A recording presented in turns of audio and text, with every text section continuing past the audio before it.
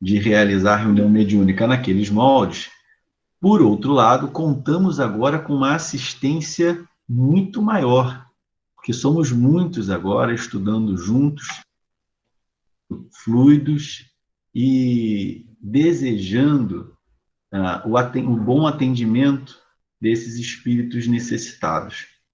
Então, é por isso que, mais uma vez, eu apelo para a sua sensibilidade, no sentido de, nesse momento, procurar se desligar das coisas do dia a dia, dos afazeres cotidianos, das preocupações, procurando se concentrar no estudo que nós vamos fazer, procurando elevar o pensamento, criando um clima de tranquilidade, de confiança em Deus, de confiança na espiritualidade, de certeza de que, através do nosso pensamento e dos nossos melhores sentimentos, nós temos, sim, condição de contribuir para o alívio de irmãos nossos sofredores. Bom, então, nós daremos início ao nosso estudo de hoje, como eu havia dito, lendo os itens 4 e 5 do capítulo 15, que é o capítulo Fora da Caridade Não Há Salvação. E o tema de hoje é o mandamento maior. Quem está chegando aí agora e não ouviu antes, eu vou ilustrar depois esse tema do Evangelho usando o capítulo 20 do livro Boa Nova, de Humberto de Campos, psicografia do Chico Xavier. Então, vamos ao Evangelho. Mandamento maior. Mas os fariseus, tendo sabido que ele tapara a boca aos saduceus, se reuniram, e um deles, que era doutor da lei, foi propor-lhe esta questão para o tentar. Mestre, qual o grande mandamento da lei? Jesus lhe respondeu: amarás o Senhor teu Deus de todo o teu coração, de toda a tua alma, de todo o teu espírito. Esse o maior e o primeiro mandamento. E aqui está o segundo, que é semelhante ao primeiro. Amarás o teu próximo como a ti mesmo. Toda a lei e os profetas se acham contidos nesses dois mandamentos. Isso é anotado por Mateus, no capítulo 22, versículos 34 a 40. Caridade e humildade, tal a senda única da salvação. Egoísmo e orgulho, tal a da perdição. Este princípio se acha formulado nos seguintes precisos termos: amarás a Deus de toda a tua alma e a teu próximo como a ti mesmo. Toda a lei e os profetas se acham contidos nesses dois mandamentos. E, para que não haja equívoco sobre a interpretação do amor de Deus e do próximo, acrescenta: e aqui está o segundo mandamento, que é semelhante ao primeiro, isto é, que não se pode verdadeiramente amar a Deus sem amar o próximo, nem amar o próximo sem amar a Deus. Logo, tudo que se faça contra o próximo, o mesmo é que fazê-lo contra Deus. Não podendo amar a Deus sem praticar a caridade para com o próximo, todos os deveres do homem se resumem nesta máxima: fora da caridade não há salvação. Bom, ao invés de tecer agora comentários sobre esse trecho, eu vou passar para o capítulo 20 do livro Boa Nova.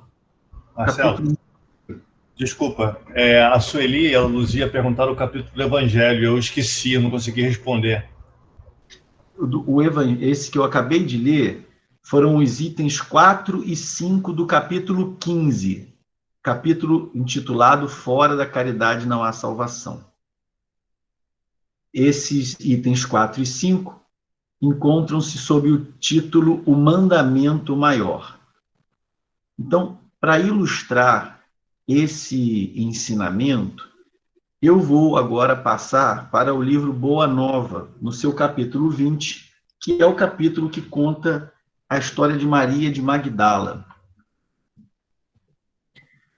Maria de Magdala, então, para quem tiver em casa, o livro Boa Nova, capítulo 20. Maria de Magdala ouvira as pregações do Evangelho do Reino, não longe da vila principesca onde vivia entregue a prazeres em companhia de patrícios romanos, e tomara-se de admiração profunda pelo Messias. Que novo amor era aquele, apregoado aos pescadores singelos por lábios tão divinos! Até ali, caminhara ela sobre as rosas rubras do desejo, embriagando-se com o vinho de condenáveis alegrias. No entanto, seu coração estava sequioso e em desalento. Jovem e formosa, emancipara-se dos preconceitos férreos de sua raça.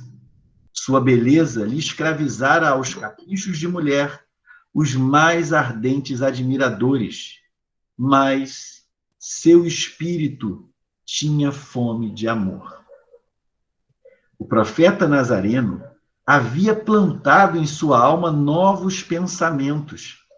Depois que lhe ouvira a palavra, observou que as facilidades da vida lhe traziam agora um tédio mortal ao espírito sensível. As músicas voluptuosas não encontravam eco em seu íntimo. Os enfeites romanos de sua habitação se tornaram áridos e tristes. Maria chorou longamente, embora não compreendesse ainda o que pleiteava o profeta desconhecido. Entretanto, seu convite amoroso parecia ressoar-lhe nas fibras mais sensíveis de mulher. Jesus chamava os homens para uma vida nova. Decorrida uma noite de grandes meditações, e antes do famoso banquete em Naim, onde ela ungiria publicamente os pés de Jesus com os bálsamos perfumados de seu afeto, notou-se que uma barca tranquila conduzia a pecadora a Cafarnaum. Dispusera-se a procurar o Messias após muitas hesitações.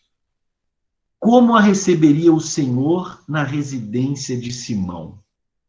Seus conterrâneos nunca lhe haviam perdoado o abandono do lar e a vida de aventuras. Para todos, era ela a mulher perdida que teria de encontrar a lapidação na praça pública.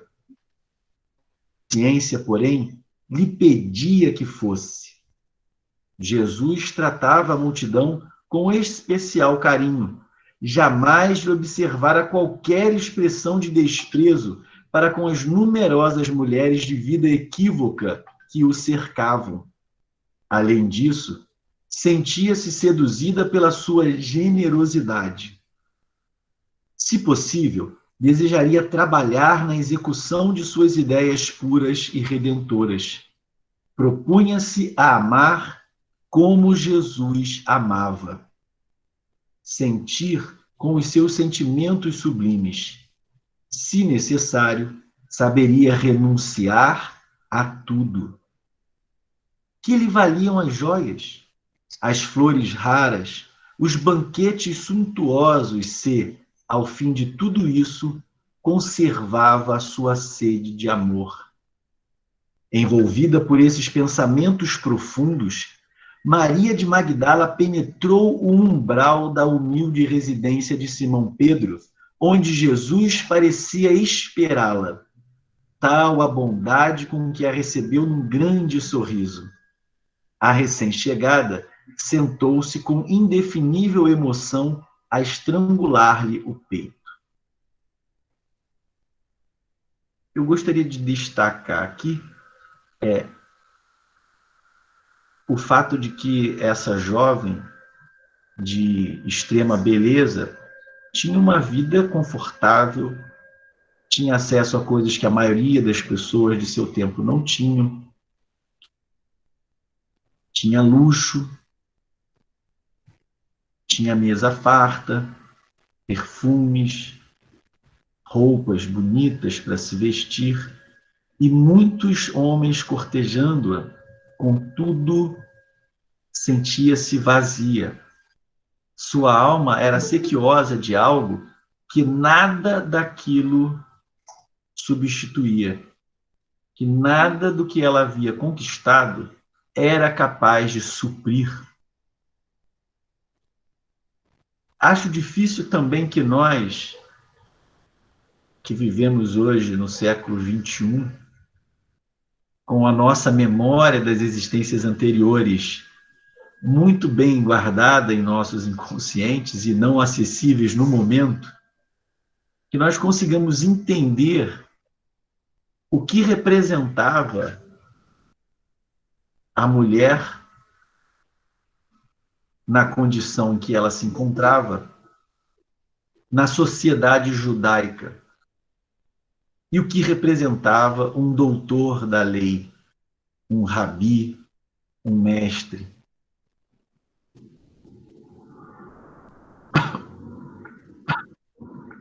Mas o exercício de tentar compreender é importante para que tenhamos uma ideia, ao mesmo tempo, do receio em que ela se encontrava, mas, por outro lado, de quão confortador, quão consolador não devia ser para aquela mulher perceber a maneira como que aquele homem tão puro, aquele verdadeiro filho de Deus, um homem de Deus, como ele recebia as pessoas, mesmo sabendo o quão pecadoras elas eram. Então, ela tinha homens que frequentavam a sua casa, dispostos a presenteá-la, a cortejá-la, mas ela sabia que isso tinha um lugar e um tempo para acontecer. Ela jamais seria uma mulher que seria aceita em meio à sociedade, dada a vida que ela levava. E aqueles mesmos homens que a cortejavam no recesso do seu lar, certamente que a desprezariam em praça pública.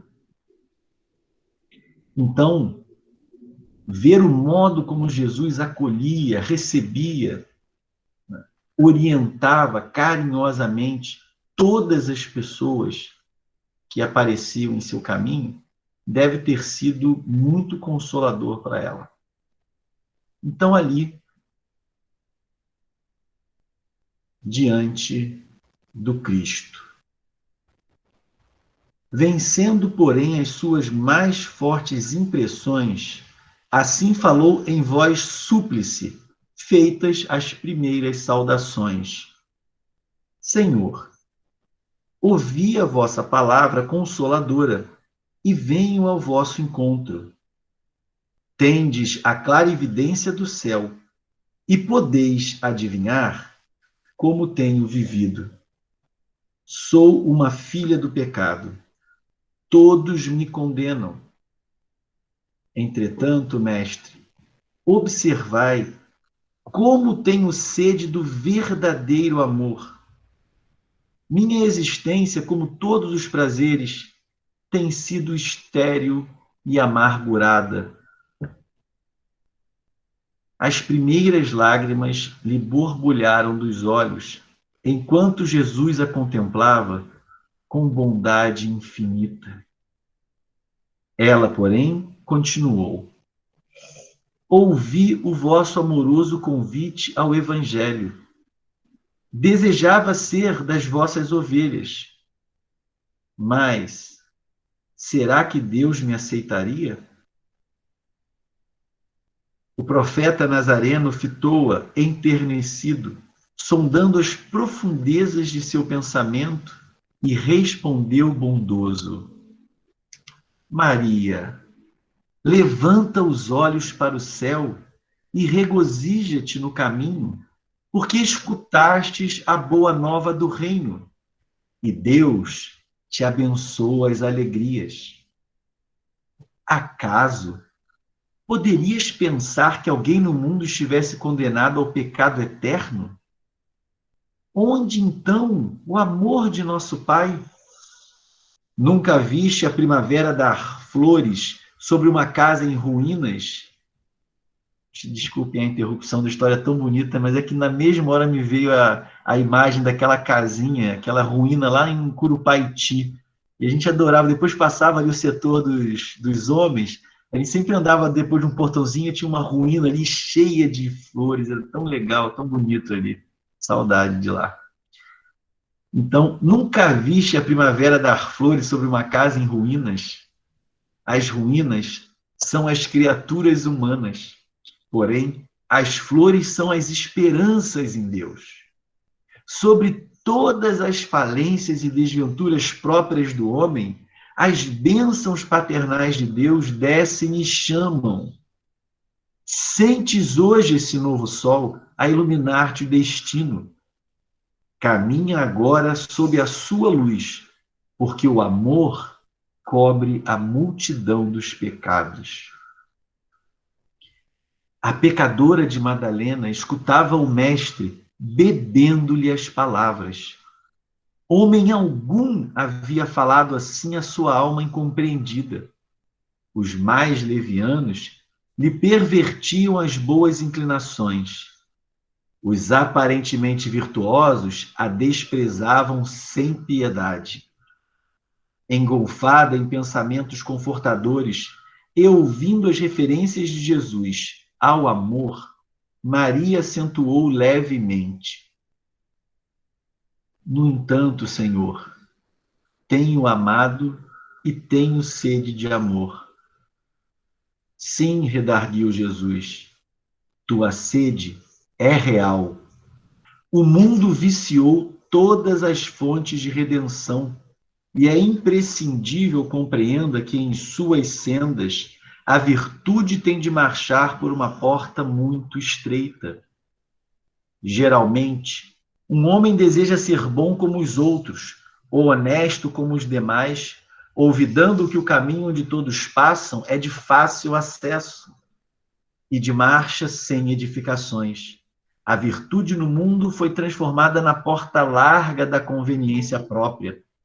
Há os que amam os que lhes pertencem ao círculo pessoal, os que são sinceros com os seus amigos, os que defendem seus familiares, os que adoram os deuses do favor. O que verdadeiramente ama, porém, conhece a renúncia suprema a todos os bens do mundo e vive feliz na sua senda de trabalhos para o difícil acesso às luzes da redenção. O amor sincero não exige satisfações passageiras que se extinguem no mundo com a primeira ilusão.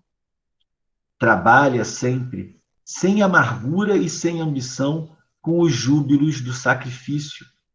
Só o amor que renuncia sabe caminhar para a vida suprema.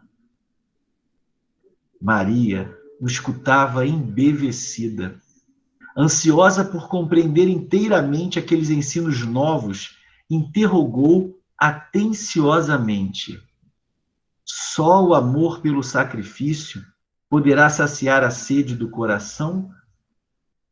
Jesus teve um gesto afirmativo e continuou: somente o sacrifício contém o divino mistério da vida. Viver bem é saber imolar-se. Acreditas que o mundo pudesse manter o equilíbrio próprio tão só com os caprichos antagônicos e por vezes criminosos dos que se elevam à galeria dos triunfadores?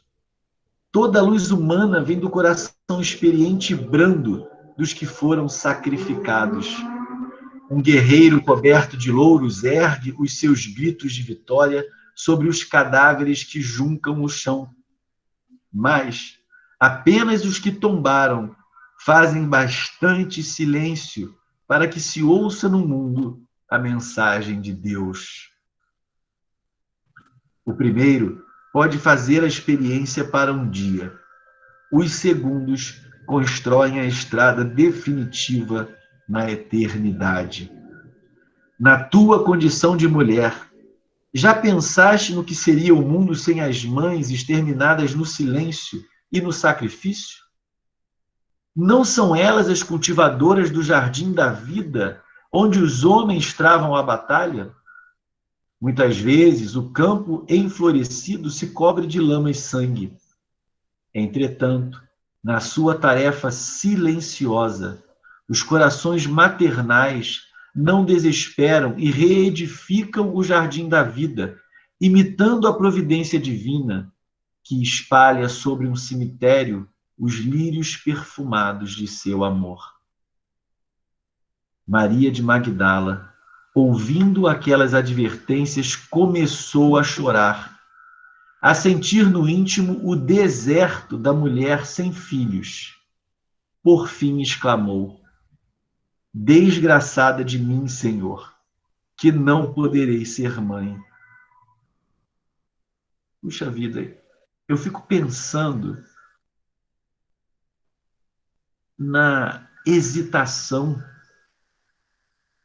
no medo, na insegurança, no esforço que essa mulher não deve ter feito para, sabendo da sua condição e sabendo que essa condição era conhecida do Cristo e dos seus discípulos, ainda assim procurá-lo e abrir sinceramente o seu coração. Jesus a recebe com um sorriso bondoso e diz palavras que lhe preenchem o coração. Mas parece que na hora de oferecer um conselho de ordem mais prática, Jesus oferece a maternidade a uma mulher que não poderia ser mãe.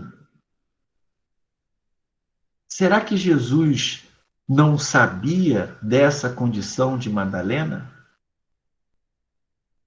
Porque é impensável que o Cristo, sabendo disso, fosse alfinetá-la dessa maneira, trazendo à tona essa sua impossibilidade, oferecendo-lhe um conselho que ela não poderia seguir.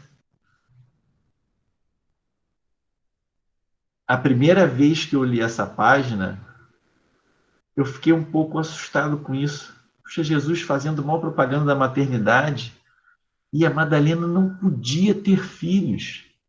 E se, puxa vida, mas por que Jesus foi falar isso? Podia ter dado tantas outras oportunidades. Não é? Mas, obviamente, que eu estava... Então, vamos ver o que o Cristo diz, então. Atraindo-a brandamente a si, o mestre acrescentou: e qual das mães será maior aos olhos de Deus? A que se devotou somente aos filhos de sua carne, ou a que se consagrou pelo Espírito aos filhos das outras mães?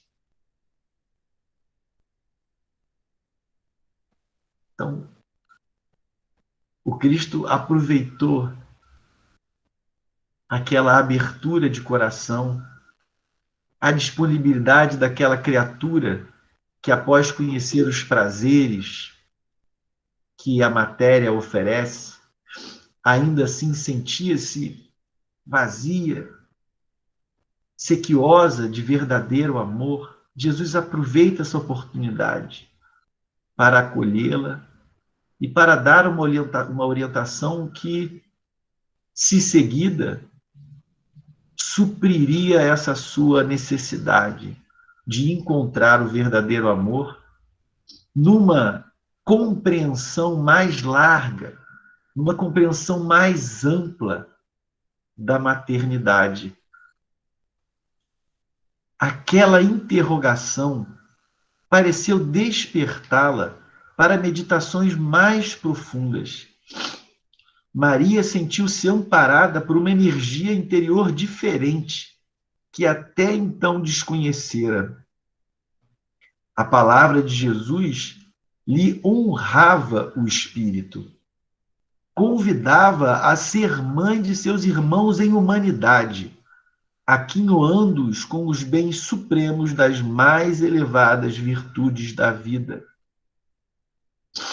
Experimentando radiosa felicidade em seu mundo íntimo, contemplou o Messias com os olhos nevoados de lágrimas e, no êxtase de sua imensa alegria, murmurou comovidamente: Senhor, doravante, renunciarei a todos os prazeres transitórios do mundo para adquirir o amor celestial que me ensinastes.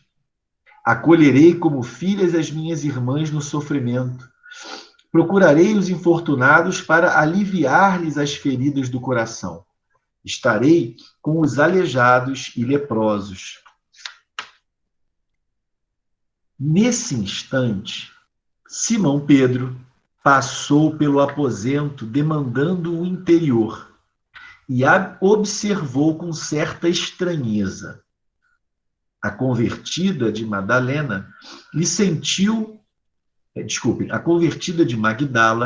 sentiu o olhar glacial, quase denotando desprezo, e, já receosa de um dia perder a convivência do mestre, perguntou com interesse: Senhor, quando partirdes deste mundo, como ficaremos?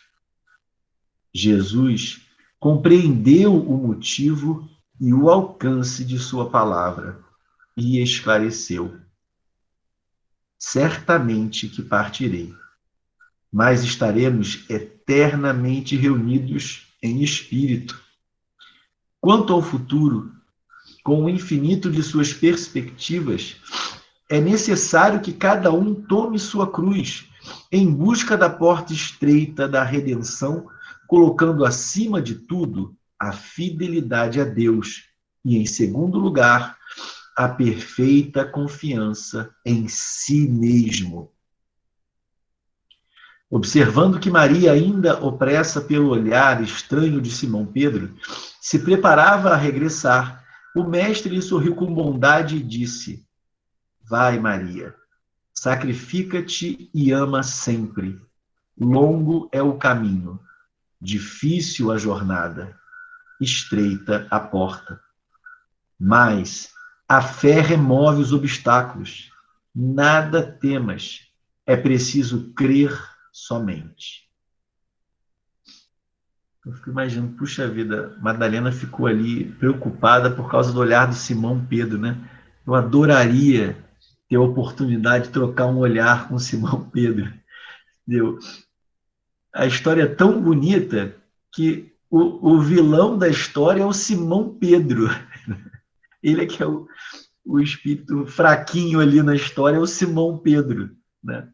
Mas a gente sabe que o Pedro também, assim como Magdala tinha as suas fragilidades e as superou, o Simão também trazia as suas dificuldades, não é? Não conseguiu subtrair-se completamente às influências do meio e da cultura na qual nasceu. No entanto, nós sabemos, pela continuidade dos fatos que se desenrolaram na vida desse homem, o quanto ele se superou para manter-se fiel aos ensinamentos do Cristo.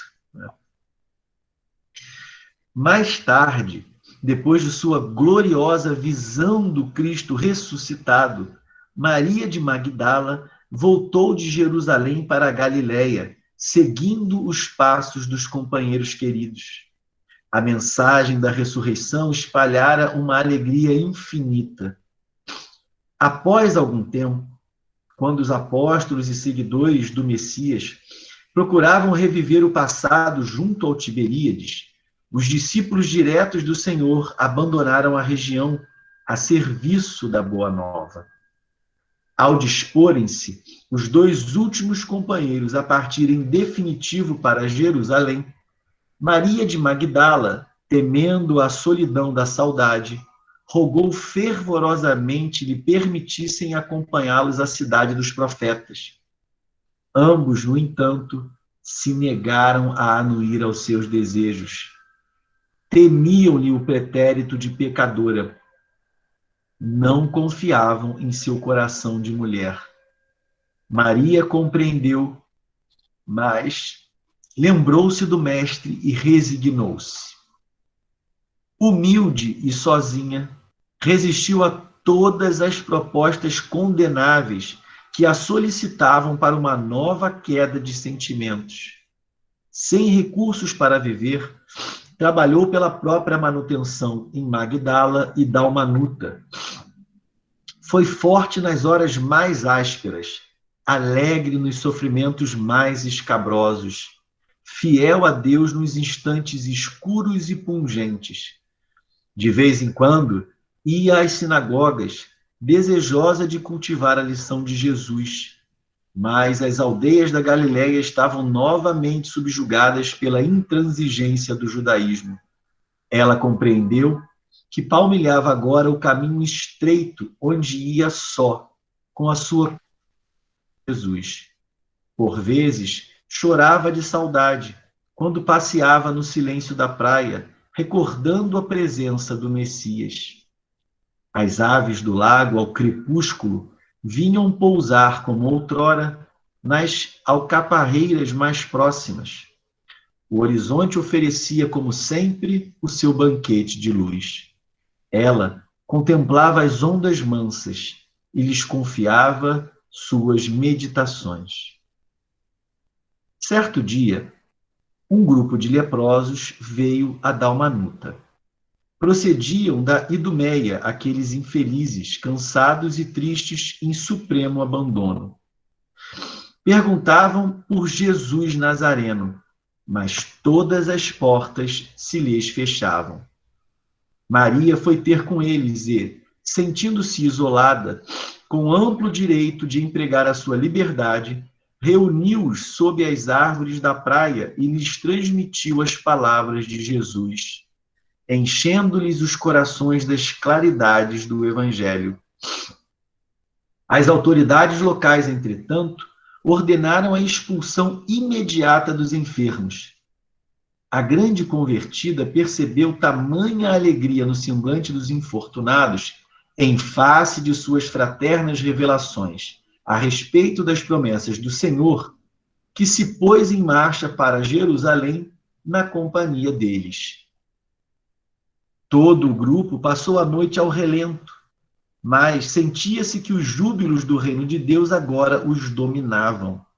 Todos se interessavam pelas descrições de Maria, devoravam-lhe as exortações, contagiados de sua alegria e de sua fé. Chegados à cidade, foram conduzidos ao Vale dos Leprosos, que ficava distante, onde Madalena penetrou com espontaneidade de coração. Seu espírito recordava as lições do Messias e uma coragem indefinível se assenhoreara de sua alma. Dali em diante, todas as tardes, a mensageira do Evangelho reunia a turba de seus novos amigos e lhes dizia o ensinamento de Jesus. Rostos ulcerados enchiam-se de alegria. Olhos sombrios e tristes tocavam-se de nova luz. Maria lhes explicava que Jesus havia exemplificado o bem até a morte, ensinando que todos os seus discípulos deviam ter bom ânimo para vencer o mundo. Os agonizantes arrastavam-se até junto dela e lhe beijavam a túnica singela. A filha de Magdala, lembrando o amor do Mestre, tomava-os em seus braços fraternos e carinhosos. Puxa vida! Que mudança de vida radical! Sair de uma casa luxuosa, com roupas finas, comida farta, perfumes, bebidas inebriantes, sempre frequentada por pessoas ali cortejarem, ali elogiarem, ali levarem presentes, e agora estava ali, despojada de todo o recurso material, em meio a leprosos, expulsos de todas as cidades. Hoje, nós, de moto próprio, vamos confiantes visitar os nossos queridos amigos rancenianos em Curupaiti. E a única vez que eu estive lá, e eu me lembro que me disseram, olha, não pode ir ali no fundo do salão, porque aquele enfermo está no período infeccioso. Então, não podemos visitá-lo hoje, temos que manter uma distância. Tudo isso nós sabemos hoje, e o nosso contato hoje acontece num clima de segurança, que o conhecimento traz. Não é? No entanto, 2000 anos atrás era muito diferente. A hanseníase hoje, que não para nós já acostumados, mas para as pessoas que vão pela primeira vez, causa estranheza, causa espanto, angustia, né? Amedronta. Isso mesmo hoje, com a medicina tão avançada. Imagina naquela época. Pessoas tinham que andar com um sino no pescoço para anunciar a sua chegada, os doentes, para que as outras pudessem correr, se distanciar delas. Tal era o pavor. Nós estamos lendo aqui a descrição de uma jovem belíssima, mas que, pelo jeito, tinha um coração muito mais belo ainda, abraçando e amparando esse grupo de amados. Em breve tempo, como era de se esperar, sua epiderme apresentava igualmente manchas violáceas e tristes. Ela compreendeu a sua nova situação e recordou a recomendação do Messias de que somente sabiam viver os que sabiam imolar-se. E experimentou haver levado aos seus companheiros de dor uma migalha de esperança. Desde a sua chegada, em todo o vale se falava daquele reino de Deus, que a criatura devia edificar no próprio coração. Os moribundos esperavam a morte com um sorriso ditoso nos lábios. Os que a lepra deformara ou abatera guardavam bom ânimo nas fibras mais sensíveis. Sentindo-se ao termo de sua tarefa meritória, Maria de Magdala desejou rever antigas afeições de seu círculo pessoal, que se encontravam em Éfeso. Lá estavam João e Maria, história que vocês podem ler no capítulo 30 do livro, que é tão bonito quanto esse.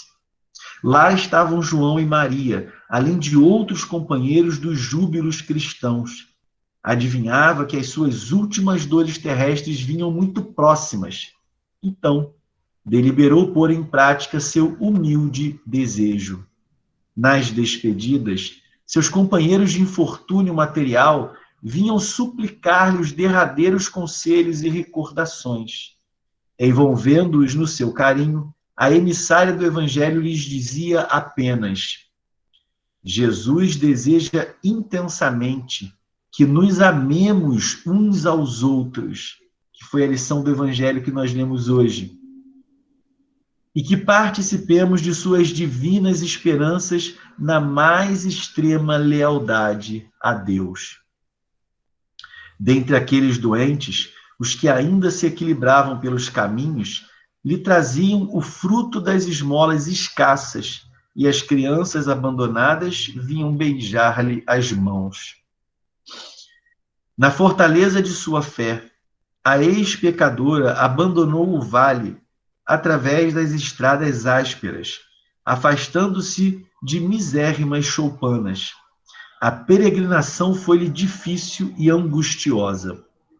Para satisfazer aos seus intentos, recorreu à caridade, sofreu penosas humilhações, submeteu-se ao sacrifício.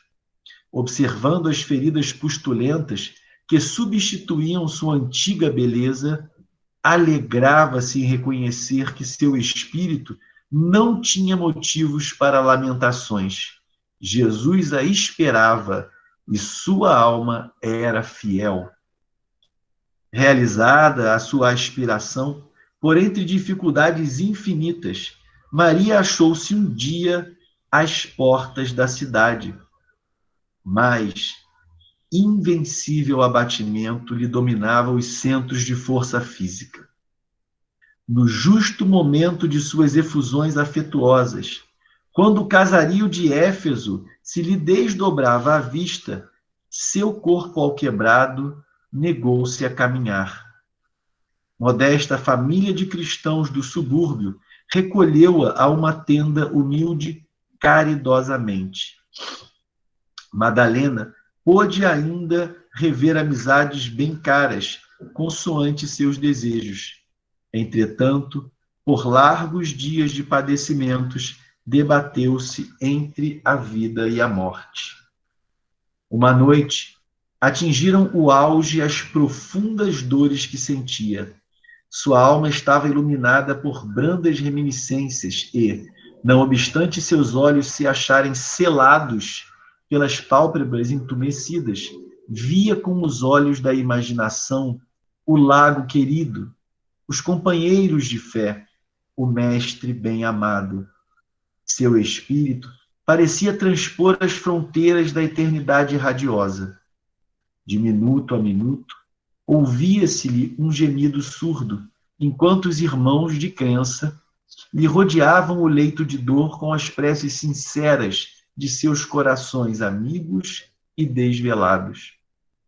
Em dado instante, observou-se que seu peito não mais arfava. Maria, no entanto, experimentava consoladora sensação de alívio. Sentia-se sob as árvores de Cafarnaum e esperava o Messias. As aves cantavam nos ramos próximos e as ondas sussurrantes vinham beijar-lhe os pés. Foi quando viu Jesus aproximar-se, mais belo que nunca. Seu olhar tinha o reflexo do céu e o semblante trazia um júbilo indefinível. O mestre estendeu-lhe as mãos e ela se prosternou, exclamando como antigamente: Senhor! Jesus recolheu-a brandamente nos braços e murmurou: Maria, já passaste a porta estreita, amaste muito, vem, eu te espero aqui.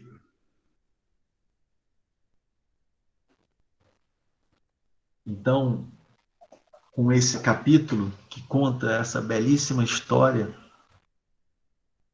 desse espírito luminar que tanto nos inspira, né, e que conquistou com o seu exemplo a nossa admiração, o nosso carinho, nós exemplificamos, então, o ensinamento que o Cristo nos trouxe, o mandamento maior. Então ele diz: amarás o Senhor teu Deus de todo o teu coração, de toda a tua alma, de todo o teu espírito. Esse é o maior e o primeiro mandamento. E aqui está o segundo, que é semelhante ao primeiro: amarás o teu próximo como a ti mesmo. Toda a lei e os profetas se acham contidos nesses dois mandamentos. E a vida de Madalena é a explicação disso. Então, que a emoção que nós sentimos no contato com essa história tão bonita incline também os nossos corações a se livrarem das nossas imperfeições que ainda nele habitam, das nossas inclinações ruins, dos vícios que trazemos de outras vidas, onde adquirimos maus hábitos. Que essa história tão sensível, de tanta humildade, de tanta caridade, de tanta fidelidade a Deus, de tanta crença, tanta fé nas palavras do Cristo, que essa história possa inclinar os nossos corações a sermos pessoas melhores, a encontrarmos a nossa essência divina, encontrarmos o amor que Deus depositou dentro de cada um de nós, esperando que nós o desenvolvamos no contato com o nosso próximo. Não há outra maneira de nós desenvolvermos essa centelha de amor que Deus depositou em nós, senão usando-a no contato com o nosso semelhante, perdoando as ofensas que nos dirige, sendo indulgentes para com as suas dificuldades e fazendo o bem sempre que possível. Então, que Jesus também um dia possa nos receber com o mesmo carinho com que recebeu a Madalena em seus braços.